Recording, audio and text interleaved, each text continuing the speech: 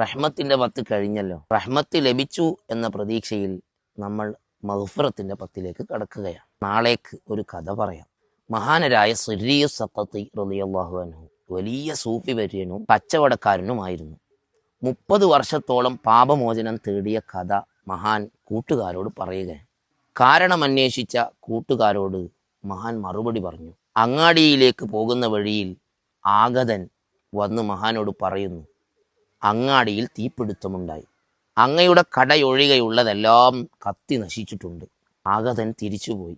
അൽഹംദുലില്ലാഹ് എന്ന് ഹംദ് ചൊല്ലി. ശേഷമാണ് ചിന്തിച്ചത്, എനിക്ക് ലഭിച്ച അനുഗ്രഹത്തിൽ ഞാൻ ഹംദ് ചൊല്ലുകയും മറ്റുള്ളവർക്ക് ലഭിച്ച പ്രയാസത്തിൽ ഞാൻ ദുഃഖിക്കുകയും ചെയ്തില്ലല്ലോ. ഇത് ഞാൻ എൻ്റെ ഒരു പാപമായി മനസ്സിലാക്കി.